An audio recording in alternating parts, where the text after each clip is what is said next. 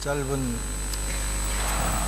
인생을 살아가면서 하나님께 우리 인생이 쓰임받을 수 있다고 하는 것은 참으로 귀하고 복된 일이 아닐 수가 없습니다.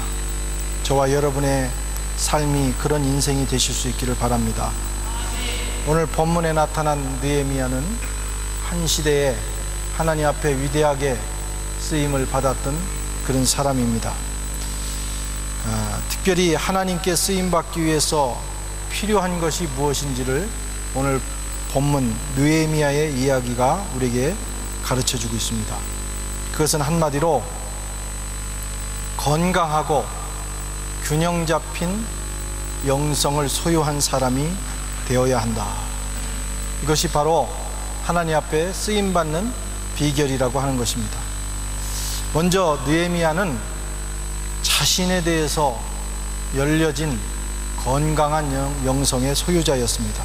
1절 말씀을 저와 여러분이 한번 같이 읽겠습니다. 시작.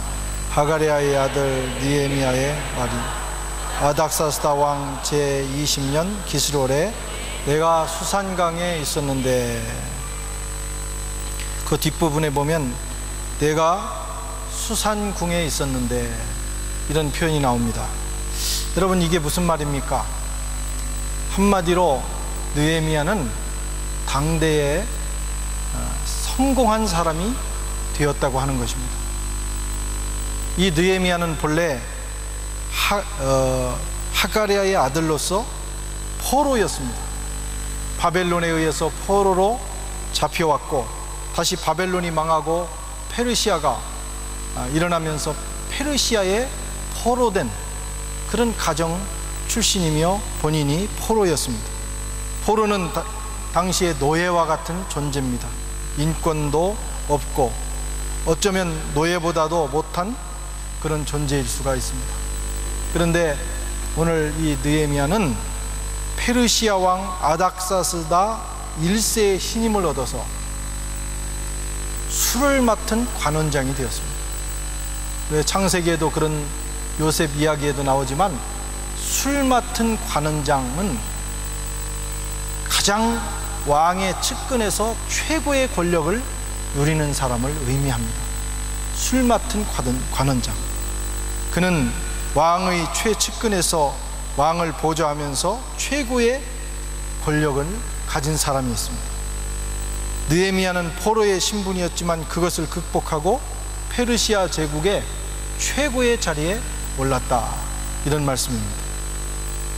또 이 느헤미야는 뿐만 아니라 하나님 앞에 하나님의 손에 붙들려서 예루살렘 성벽을 재건하는 일을 완수함으로 인해서 이제 유대교가 기초가 세워지고 이스라엘이 새롭게 나라가 재건되는 일에 큰 역할을 감당하게 됩니다. 어떻게 노예가 어떻게 포로의 신분으로 이런 자리에 오를 수 있고 이런 역사적인 일을 감당할 수 있었을까? 그것은 자신이 비록 포로였지만, 비록 자신의 신세를 한탄하면서 살아갈 수밖에 없는 그런 출신이었지만, 느헤미야는 자기의 처지를 비관하지 않았기 때문입니다. 포로 생활을 오래 하다 보면 사람들은 자신의 처지를 비관하고 자신감과 미래에 대한 소망을 잃어버리고 방황하고 자포자기, 그저 그렇고 인생이 그런 거지 하면서 자포자기한 삶을 살게 되기 마련입니다. 느헤미야도 그렇게 살았더라면 역시 그 사람들과 같은 처지에 놓였을 겁니다. 그러나 느헤미야는 비록 노예로 살고 있었지만, 신분이 포로였지만 여호와 하나님 앞에서 자신이 어떠한 존재인지를 인식했습니다. 비록 육신의 몸은 포로 상태에 있지만, 그러나 하나님과의 관계에서 하나님 앞에서 내가 어떤 존재인가를 그는 깊이 깨달은 겁니다. 세상은 그를 포로로 규정했지만 하나님은 자신을 하나님의 형상을 닮은 하나님의 거룩한 자유인으로 부르시고 지금 그렇게 인정하고 계시다고 하는 자의식을 가지고 있었어요. 내가 누구인가? 나는 하나님의 형상을 닮은 거룩한 존재다.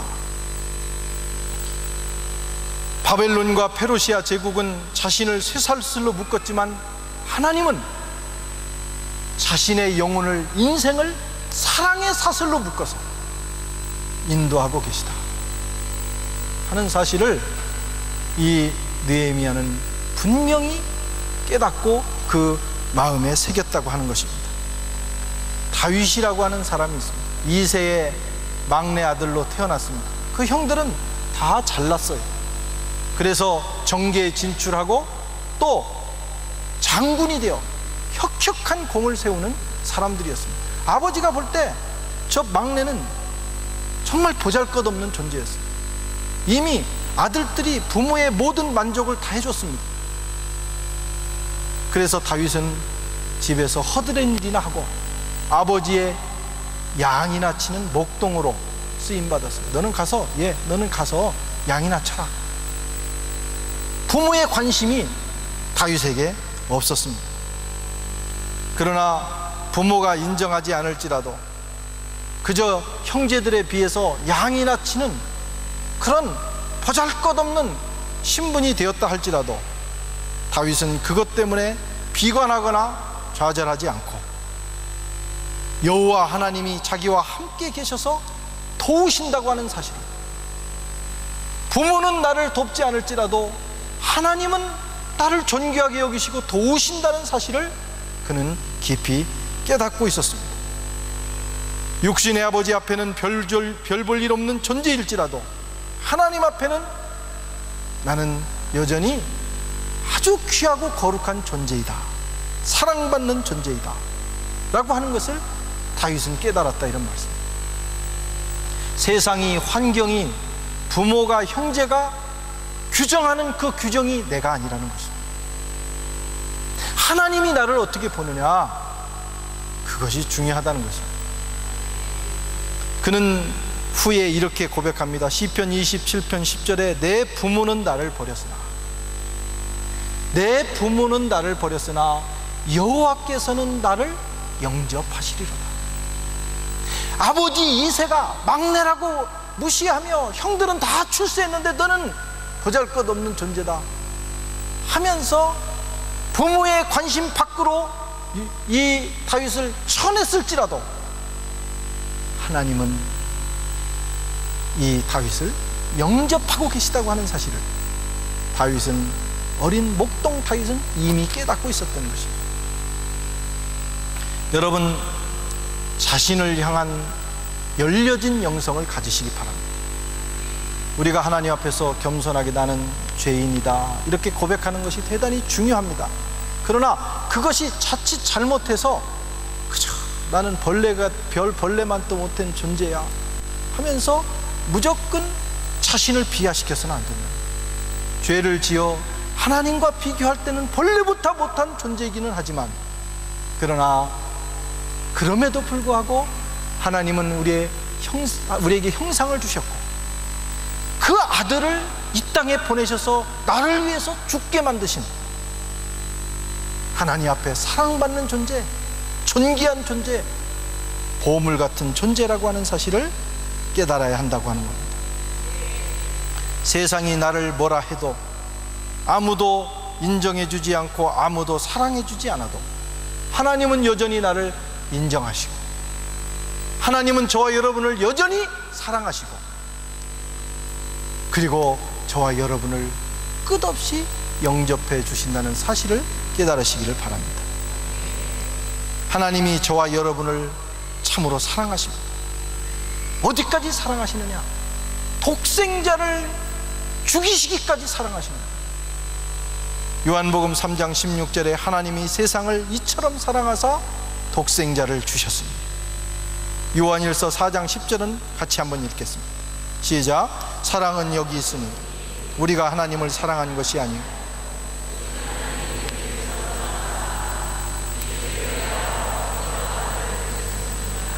하나님이 얼마나 우리를 사랑하셨는지 그 사랑을 위하여 자기의 아들을 화목 제물로 주신 거예요. 자기의 아들의 생명을 우리에게 주신 것입니다. 여러분, 이런 자신을 향해서 열려진 영성, 내가 하나님 앞에 얼마나 귀하고 소중한 존재인지를 깨닫고 살아가는 그런 영성을 가진 사람을 하나님이 사용하십니다. 비관하고 좌절하고 남 탓하고 하나님 탓하고 이웃을 탓하며 살아가는 사람은 절대로 쓰임받지 못합니다. 어떤 상황에 있을지라도, 어떤 신분일지라도, 어떤 위치에 있을지라도 하나님 앞에 코람되어 하나님 앞에 서서 살아가는 존재, 하나님 앞에 내가 어떤 사랑받는 존재인가를 깨닫는 사람을 하나님이 사용하신다. 이렇게 살아가는 사람은 얼굴이 달라요. 때깔이 다릅니다. 잘 먹어서 좋은 분을 발라서 얼굴이 다른 것이 아니라 어떤 상황이 있을지라도 이런 자의식을 가지고 자신에게 열려진 영성을 가지고 살아가는 사람은 얼굴이 빛나게 돼 있다. 할렐루야. 그런 사람은 쓰임받습니다. 예수를 믿어도 10% 죽죽 해가지고 살아가면 안 돼요. 여러분 얼굴에 자신감이 있어야 돼요. 사랑받는 사람은 그런 존재들이에요. 느헤미야가 그런 사람이었어요. 노예였지만 얼굴은 자유인이었습니다. 세상도 그런 사람을 선택하고 하나님도 그런 사람을 선택합니다. 옆에 계신 분 얼굴을 한번 보십니다. 이분은 과연 자유인인가 노예인가? 자기의 얼굴을 책임지고 살아가실 수 있기를 바랍니다. 자기 얼굴을 책임져요. 한번 따라하겠습니다. 자신에 대해서 열려진 영성을 갖자. 두 번째로 느헤미야는 이웃에 대하여 열려져 있었습니다. 2절 말씀을 한 목소리로 읽겠습니다. 시작. 내 형제들 가운데 하나니아가 두어 사람과 함께 유대에서 내가 그 사로잡힘을 면하고 남아있는 유다와 예루살렘 사람들의 형편을 부른지요. 여기 보십시오. 인간적으로 말하면 느헤미야는 남부러울 것이 없는 처지가 되었습니다. 부러울 게 하나도 없어요. 부와 명예와 권력이 다 자기의 것이었어요. 이제 자기 만족을 취하며 그저 인생을 즐겁게 살면 되는 모든 것을 갖춘 사람이었습니다. 대부분의 사람들은 그 정도의 성공을 누리면 어떻게 인생을 더 좀 누리며 살까 하면서 그거 연구하고 궁리하기에 바쁩니다. 그러나 느헤미야는 달랐죠. 그의 마음속에는 조국이 있었습니다. 그의 마음속에는 그들의 동포가 있었습니다. 그의 마음속에는 이웃이 있었어요. 그래서 고국에서 온 손님들을 만나는 즉시 그가 물은 것은 예루살렘이 어떠하냐, 예루살렘의 형편을 묻고 조국의 상태를 묻고 동포들의 상황을 물었습니다.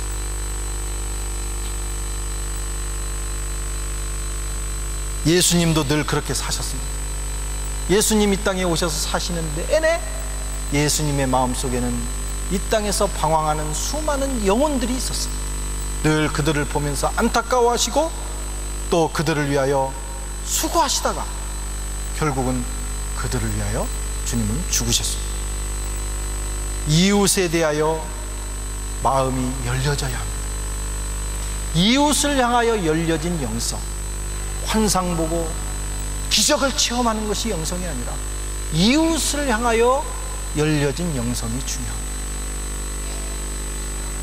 자신을 향하여 자신의 존재를 인정하는 영성과 더불어 이웃에 대하여 열려진 영성. 여러분, 그게 뭐냐? 관심입니다.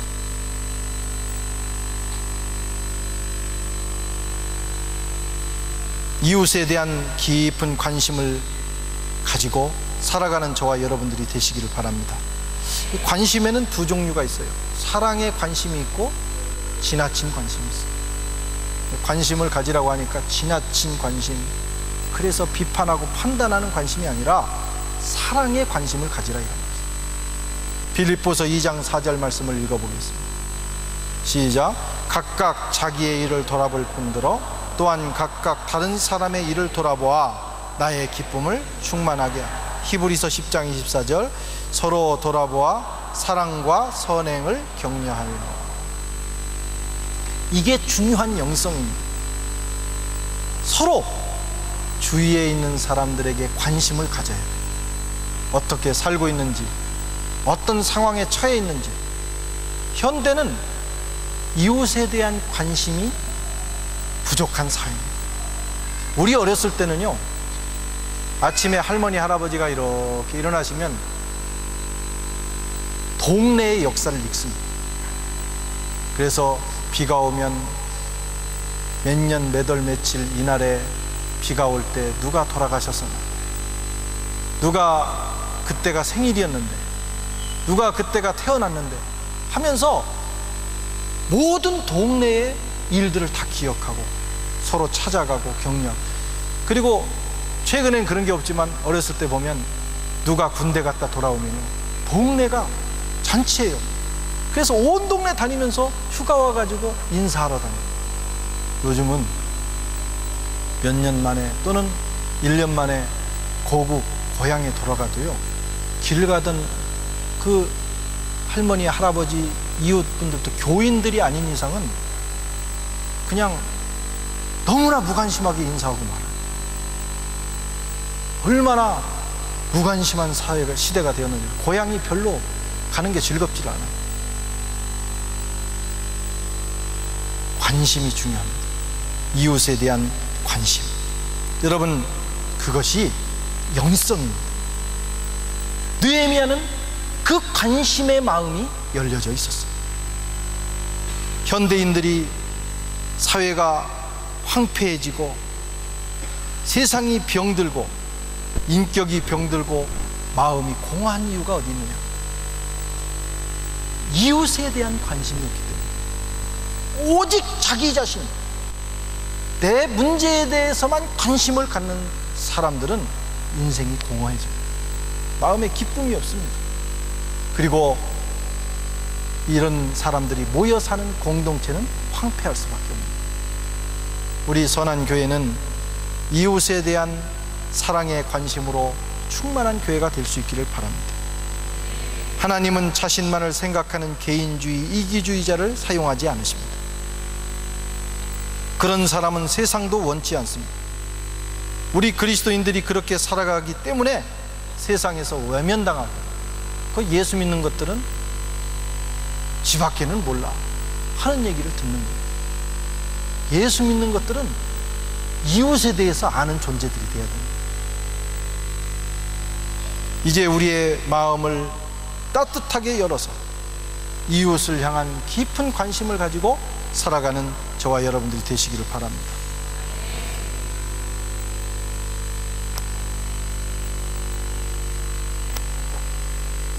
느헤미야는 세 번째로 하나님을 향하여 열려진 영성을 가지고 있었어요. 3절 4절 말씀을 한 목소리 읽어보겠습니다. 시작. 그들이 내게 이르되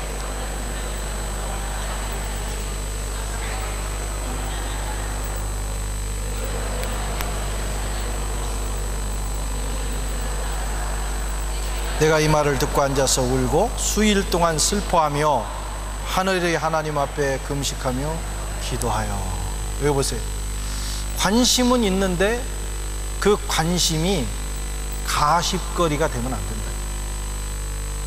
사랑의 관심은 반드시 기도로 이루어져요. 그 문제를 가지고 하나님 앞에 나가서 기도의 문을 열어야 된다. 하나님께 열려진 영성은 기도의 영성입니다. 느헤미야는 동족의 상황을 듣고 그 마음이 너무나 착잡해지고 아파서 금식하며 주저앉아 울었다. 그리고 곧바로 하나님 앞에 무릎 꿇고 그 동족의 문제를 가슴에 안고 하나님께 기도의 제사를 드린 것입니다. 이것이 열려진 영성입니다. 그리고 이것이 세 가지가 균형을 이루어야 됩니다. 자신이 얼마나 사랑받는 존재인가를 알고 이웃에 대한 사랑의 관심을 갖고, 그리고 그 문제를 가지고 하나님 앞에 나가 엎드릴 수 있는 이 삼위일체가 될 때 우리는 건강한 영성을 가졌다, 이렇게 말할 수 있습니다. 이웃의 형편을 살피고 그들과 더불어 울고 웃는 것만으로는 부족합니다. 그 문제를 해결해 주실 하나님께, 참으로 능력 많으신 하나님께 그 문제를 가지고 나아가 거기서 울어야 합니다. 거기서 기도하고 하나님 앞에 그 모든 문제를 맡길 때 하나님은 위경에서 인생을 구원해 주시고, 하나님은 정말 기가 막힐 웅덩이에서 민족과 사회와 가정을 일으켜 세워주시는 것입니다. 기도가 중요합니다. 여러분, 우리는 때로는 금식하며 기도해야 돼요. 때로는 철야하며 기도해야 되고, 때로는 모든 일을 놓고 기도하는 일에 힘써야 돼요. 아니, 매일 기도해야 돼요. 매일. 기도 쉬는 죄를 범하지 않기를 결단해야 됩니다. 그 기도의 영성을 가질 때 비로소 우리는 영적으로 승리하게 되고 하나님 앞에 쓰임받게 되는 것입니다. 느헤미야가 이런 사람이었기 때문에 하나님은 그를 들으셔서 그 민족을 재건하는 일을 위하여 사용하셨습니다. 기도해야 합니다. 기도하지 않고 봉사하면 문제가 생깁니다. 기도하지 않고 인생을 살면 인생이 꼬입니다. 인생이 꼬인다니까. 기도하면 하나님께서 일하십니다. 세상이 아무리 뒤틀어놔도 기도하면 하나님이 풀어내십니다. 시편 81편 10절에 나는 너를 애굽 땅에서 인도하여 낸 네 하나님 여호와, 낸 여호와 네 하나님이 내 입을 열라, 넓게 열라, 내가 채우리라. 이게 하나님이 이스라엘 민족에게 주신 약속입니다. 내 입을 넓게 열어라, 기도해라, 그러면 채우리라. 광야에 나갔을지라도 주위의 모든 조건이 먹고 살 수 없는 조건이라 할지라도 입을 크게 열고 기도하면 하나님이 채우신다는 거예요. 너는 내게 부르짖으라, 내가 내게 응답하겠고 내가 알지 못하는 크고 비밀한 일을 보이리라. 기도하지 않는 목사, 기도하지 않는 권사, 기도하지 않는 집사, 기도하지 않는 성도, 하나님 앞에 쓰임받지 못합니다. 그러나 아무리 우리가 능력이 부족해도 기도하면 하나님이 사용하시는 거예요. 기도하면 열리고 기도하면 닫혀요. 세상 문을 열기 전에 먼저 여러분 하나님 앞에 엎드려 기도의 영성의 문을 여셔야 돼요. 괜히 여러분 괴롭히려고 기도하라고 하는 거 아닙니다. 하나님이 여러분을 괴롭히시기 위해서 참 고소하다, 너 기도하는 거 참 얼마나 힘드냐, 아유 고소하다. 목사가 교인들을 괴롭히기 위해서 여러분 기도하라고 하는 거 아니에요. 기도만이, 여러분 오직 기도만이 우리 인생을 열어가시는 하나님의 능력을 내 삶에 끌어오는 유일한 길입니다.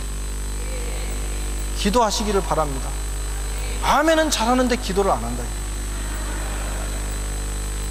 기도에 대해서는 잘 아는데 기도를 안 해. 그러니까 지금 수준으로 살 수밖에 없습니다. 저는 지난주에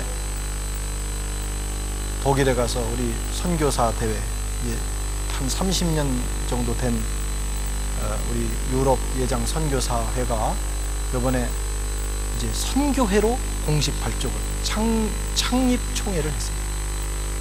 그러니까 이 많은 연구와 포럼, 토론, 갈등, 그걸 극복하면서 여기까지 와서 창립 총회를 드디어 해서 예교 옆 그 교회 분과, 그 다음에 선교와 일치 분과, 여성 지도자위원회, 차세대위원회, 그 다음에 신학분과 모든 조직을 갖추고 이제 출범을 하는데, 얼마나 힘이 든지 나는 총회를 전 세계 어디 가도 저녁 시간은 회의를 하지 않습니다. 낮에 딱 끝나고 저녁은, 이 한국 목사님들 새벽 2시까지 매일 총회를 하는 거예요. 그러고 마무리하고 자면 새벽 4시. 얼마나 피곤하고 힘든지 그렇게 하고 돌아왔어요. 또 2주간 막 이사하느라고, 그것도 어쨌든 빨리 이 3월 안에 다 끝내려고 매일 거의 새벽, 저는 혼자 새벽 3시, 4시, 우리 식구들은 자도 나는 새벽 4시까지 일을 했다.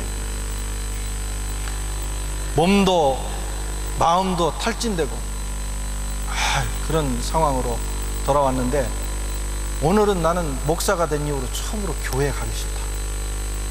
좀 쉬었으면 좋겠다. 정말 교회 가는 게 싫어. 이런 마음이 들어요. 그냥 소파에 그냥 아무것도 하기 싫고, 여기 앉아서 그런 생각, 회개하면서 그런 생각을 했어요. 여기 와 있는 우리 통신도들은 정말 위대한 사람들, 한 주도 안 빠지고 오는 분들은 정말 존경해야 된다. 목사도 교회 가기 싫을 때가 있는데 나는 설교라도 맡아서 오지. 여러분 참 존경해요. 훌륭합니다. 그래 이제 하고 우리 은석이가 늦는다고, 아빠 늦는다고 큰일 났다고 난리를 쳐서 이제 짐을 들고 뭐 이거저거 들고 나와가지고 차를 딱 타려고 보니까 어떤 놈이 차를 깬 거예요. 깼는데 그냥 유리창만 깬 게 아니고, 이렇게 보니까 이 문짝이 이렇게 하나를 띄어낸 큰 각기목에 못이 막 박혀 있는 걸, 시멘트까지 붙어 있는 걸 가지고 차 뒤를 깨서 내 차에다 밀어 넣어놨어.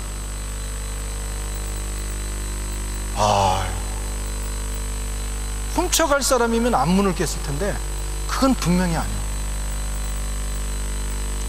누가 그랬을까?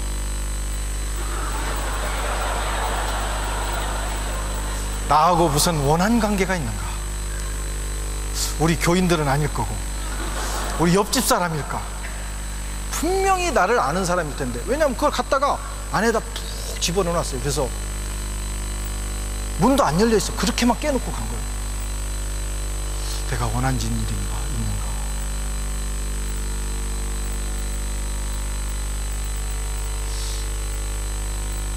그러면서 이런 생각 저런 생각하면서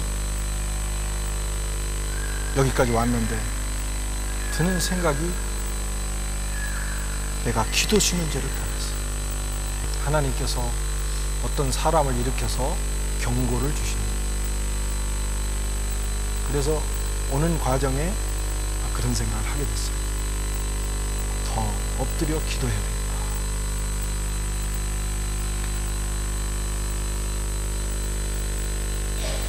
하나님을 향하여 기도의 영성을 여시기 바랍니다. 제가 기도의 목회를 늘 강조를 했고 늘 기도해야 된다고 하는데, 선배들이 늘 그러셨거든요. 이제 나이가 들어가고 사역의 연수가 깊어지면 성경 볼 시간도 없고 기도할 시간도 없다. 뭐 그런 일 있겠느냐, 이렇게 별로 할 일 없는 파리에서. 그런데 너무너무 분주해지는 거예요. 그러면서 한 주간, 2주간, 3주간 하나님과 교제할 시간을 잃어버려요. 아무리 일을 열심히 해도 기도하지 않으면 꼬이게 됩니다. 여러분, 저와 함께 여러분도 깨달으실 수 있기를 바랍니다. 그렇게 쓰임받다가 기도하지 않고 일하다가 좌초되는 사역자들을 참 많이 봤습니다.